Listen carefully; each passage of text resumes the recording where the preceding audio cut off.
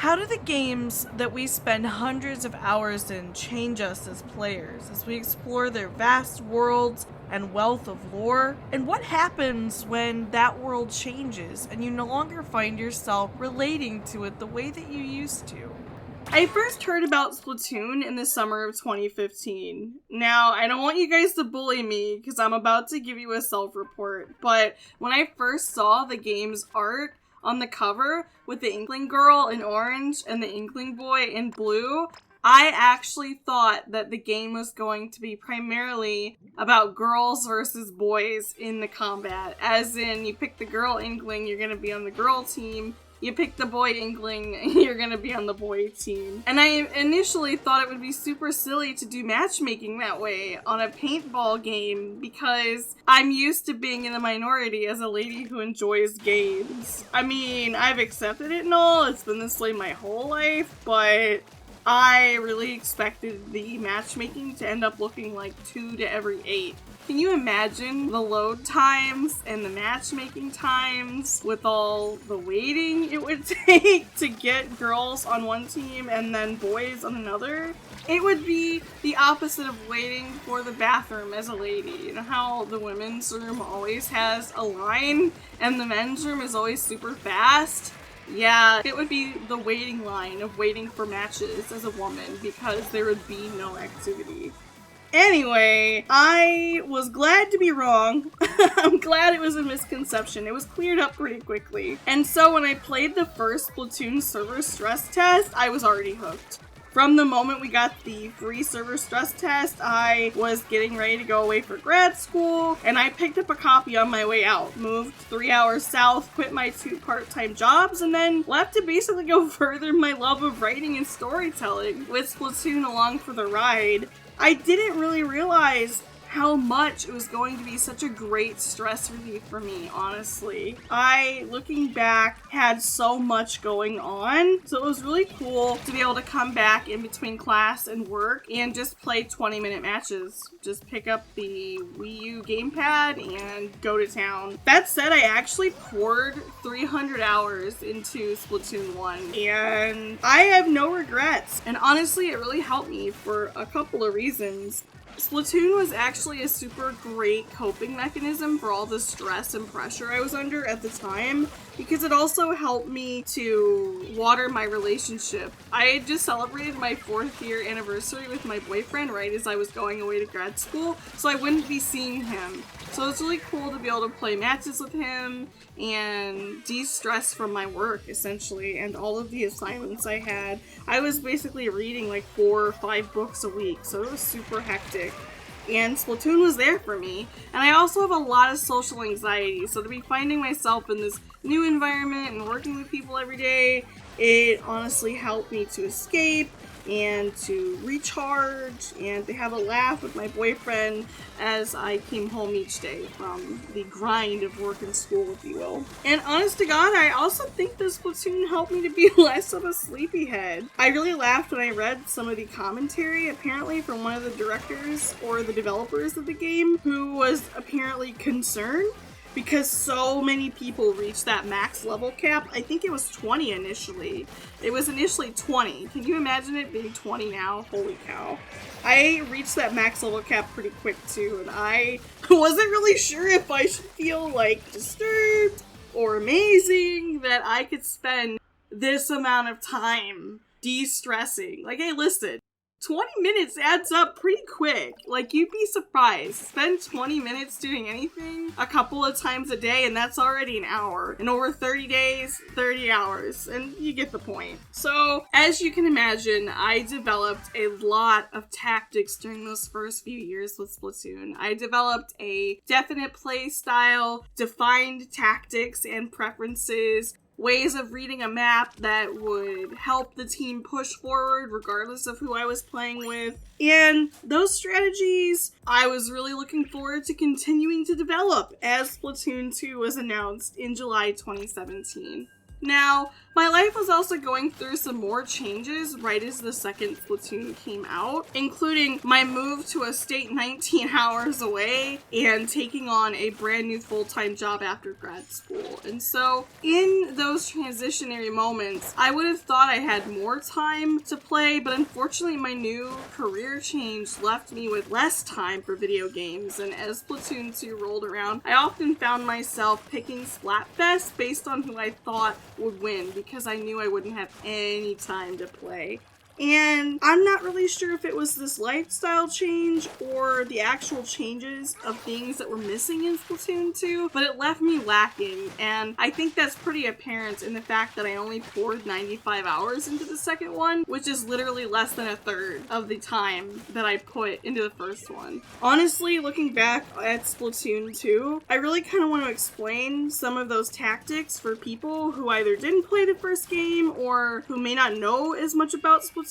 But because I spent years developing these techniques, they were very hardwired into me. I had really quick muscle memory of a lot of the techniques that I would use on the Squid battlefield. So to have those absolutely not work to any degree in the second game left me feeling powerless. Match after match after match, I often felt like I literally had no ability to turn the tide of battle. And I think one of the number one reasons that is because from the jump to the Wii U to the Nintendo Switch, it was the map.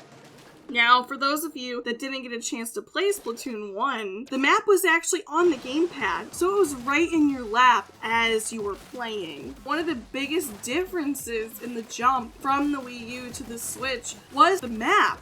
And I don't think it's something that a lot of people think about, but the map in Splatoon 1 was right there at all times. You could see if the enemy team was inking your base, even if you couldn't see where they are without special items.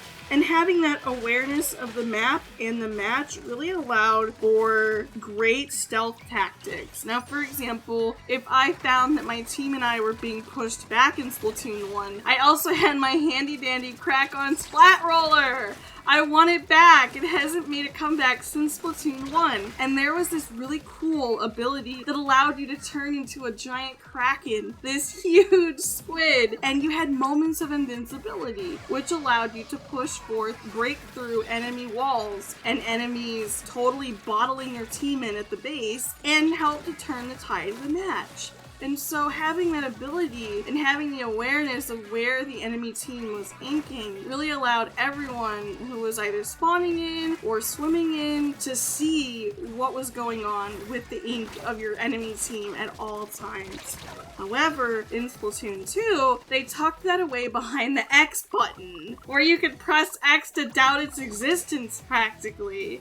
In Splatoon 2, instead of people having an awareness about where the enemy team was, I saw a lot more people rushing to the center lines, rushing to splat the opponents, and in general focused more on taking out other players as opposed to people just looking for places to ink. That was what I specialized in Splatoon 1. I really specialized with my krack-on roller, with sneaking into the enemy base, pulling focus off the front lines, and using my squid beacons to both draw enemy attention to me, so I could get 3, sometimes even a whole squad on me at one time, which would allow for my teammates to push forward, which was really great if I were playing with teammates that were getting pushed back or were having a hard time controlling that front line. And so there felt like a lot of control there for me. I felt like I had a lot of options as to how I could draw enemy attention, how I could break out of the base if we were being pushed back too hard, and Splatoon 2 just didn't give me that. I often felt like it was more about luck and how fast you could take your opponents out, which is really frustrating for me. So I no longer had the control of the map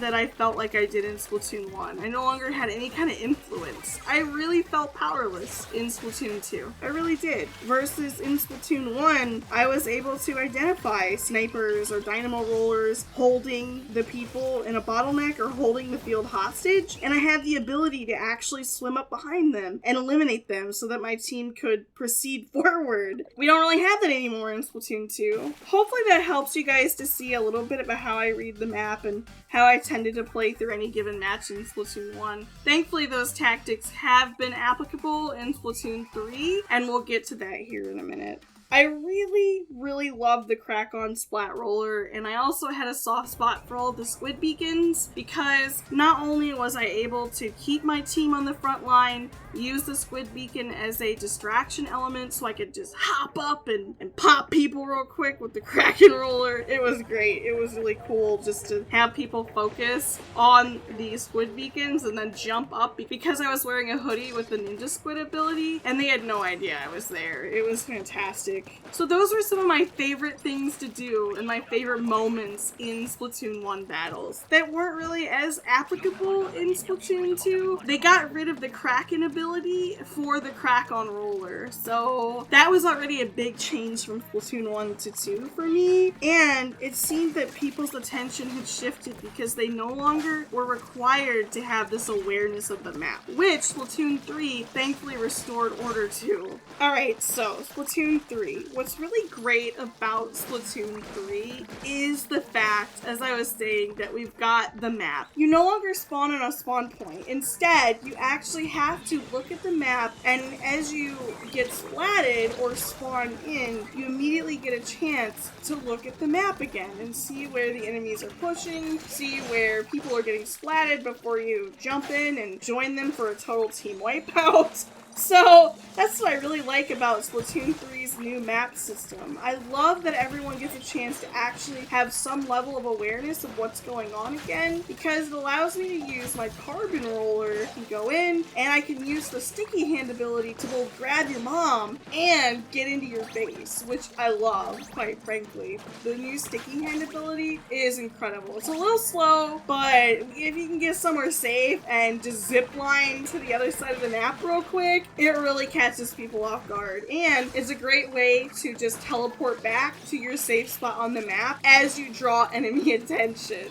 I love it, and I've also developed all kinds of new techniques, new to me at least, with these bombs that are absolutely great because they target the enemy players. So it's a lot of fun for me to zip halfway across the map as the enemy team is pushing the front line and trying to get control over the field. For me to just zip in, drop a few bombs as they're focused on maybe my teammates or inking, and then I just immediately get teleported back to where I was and they just get exploded. It works so often because they're just not aware that I'm even there if I can sneak up properly. And I just recently got some new gear with the ninja squid ability, and I feel like I'm back and better than ever, which Splatoon 2 did not make me feel at all. I cannot believe how much of a letdown Splatoon 2 was to me, simply because so many people struck me as just, I am so ink thirsty, I need to get in there, I gotta splat people, I'm here to splat, and that's it. As if that's the point of the game instead of the turf war being the point of the game. It's about controlling the turf, not just taking out your enemy squids. And it's hard to work with people when all they want to do is get out in the center of the battlefield and kill others. They're not even aware of where you're trying to push, of you being a wall. They don't care. They don't care at all. So, I don't know. Maybe that wasn't your experience. Let me know in the comments if Splatoon 2 struck you that way, if you were also a Splatoon 1 veteran. If Splatoon 2 was your first game, what was your focus? Did you tend to just rush in and try to splat people as fast as possible, or was it just me? What also can't be understated is the new medal system. Splatoon 1 and 2 had this immense problem with making players feel actually valued who were providing support roles. For example, me as a roller who loved using squid beacons, I often found myself at the bottom of the ink list, even though all of my teammates were using my squid beacons to help and maintain control of the battlefield. And I often felt like this using an entire vial of my ink helps me to both maintain control with my team, directly benefits my teammates, but yet it's less ink that I have to ink turf with. And it always came at a cost to me in terms of experience and time. Not that I really was that much impacted, as you can tell with how many hours I put into the first one, but it always felt really crummy to me that there is no way to acknowledge the amount of squid beacons I had on the battlefield, or any way to acknowledge me sneaking into the enemy base and actually using tactician skills to get over there, read the map, and make a difference to turn the tide of battle. However, Splatoon 3 really fixes it. Like, honest to God, the medals at the end of every match will really make a difference, because now, not only are we drawing attention and getting extra points, essentially, for inking the base, but we're getting extra little kudos for sneaking into the enemy base and or being a person who's not getting splatted very often, so that your teammates can super jump to you. I find myself actually feeling supported for the support that I provide to my gun-using teammates. And as a roller user, that really means the world to me. Splatoon 3